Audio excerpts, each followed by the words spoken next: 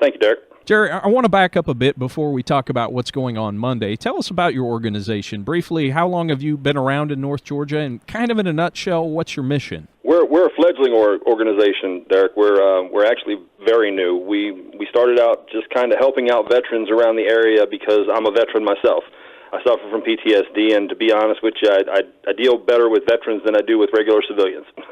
Our mission is just to help local veterans. We assist veterans in obtaining entitlements and services from the Department of Veterans Affairs, from the Department of Defense, the Georgia State Department of Veterans Affairs, and local programs for eligible veterans and their families. We provide transition assistance and mentoring for veterans and their families, and we provide food and clothing, transportation assistance, shelter, and other things for homeless and disabled and underprivileged veterans here in Gainesville and in North Georgia, parts north of here in Gainesville. Jerry, tell us a little bit about Monday. What are the plans, and what actually will you be doing while standing along the square in Gainesville? Basically, what's going on Monday is that in cooperation with Mission 22 and UR Reveille, these are projects started by Matthew Odell and Joseph Wolf in Murfreesboro, Tennessee. They're both Marine Corps veterans. Basically, what it boils down to is 22 veterans per day in the United States commit suicide. That's one every 65 minutes. Veterans, just like everybody else in the community, have their own set of problems, but they suffer from mental illness, and they suffer from PTSD, and they suffer from the things that just cause them to feel like things are hopeless. And we just want to raise awareness throughout the United States that our nation's heroes, our veterans, are suffering from these debilitating illnesses and injuries that are causing them to commit suicide at this alarming rate. And basically what we're doing in Gainesville is just standing out in the square next Monday, the 22nd, from noon to 1 o'clock, with just signs, and it could say support your veterans. You don't even have to have a sign. We're just going to go out there and we're going to stand there for 1 hour, and it's just going to be silent. I mean, I'm not asking anybody to not say anything. I mean, if anybody comes and asks us what we're doing, I'm more than happy to explain why we're there. But for the most part, I'm just going to stand there with a sign that says 22, just to raise awareness that this is happening, and it's a travesty. I mean, veterans have already paid their dues. I mean, they shouldn't be overlooked like this.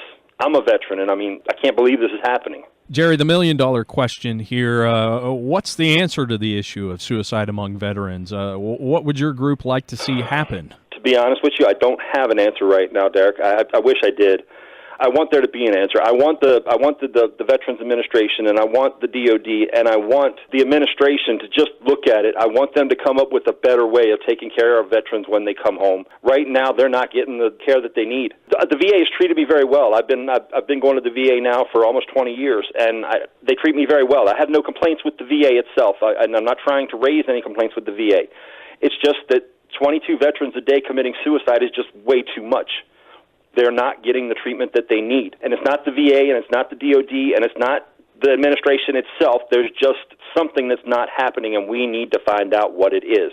And it's not happening fast enough. Jerry, you all are members of the veteran fraternity, and you're helping your own for sure. But as civilians, as folks like me who have never served, what's our role? How in the world can we help out or advocate for the veterans that are in our lives that may be facing PTSD or other issues related to their time serving? Believe it or not, say thank you. Say thank you. You know what? That goes further than you could possibly imagine. When somebody walks up to me and sees me in a veteran's hat or with my disabled veterans plates and just says thank you. You can volunteer your time. We do a lot of outreach. The VA here in Georgia, they have two main veterans hospitals, one in Atlanta and one in Macon.